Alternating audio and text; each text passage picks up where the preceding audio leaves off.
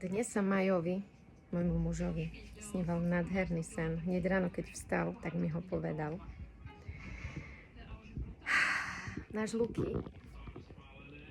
Luky, boli sme niekde, ja neviem kde, už ma vyháňa, nemôžem pri ňom sedieť. Boli sme niekde v nejakom hoteli, na nejakej izbe a Luky si buchol hlavu.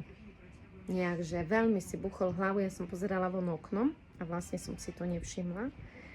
A len Majo ho zbádal a len odrazu sa posadil, stal a začal utekať. A rozprávať, že ja som sa otočila a že ja som ako solný stĺp stála a takto mi tiekli slzy. A Luky proste utekal, bežal, rozprával a my dvaja sme pozerali na seba a nechápali sme, čo sa to robí.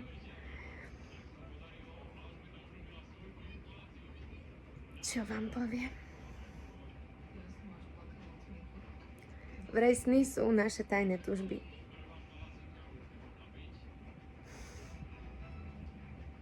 Prajem vám krásnu sobotu.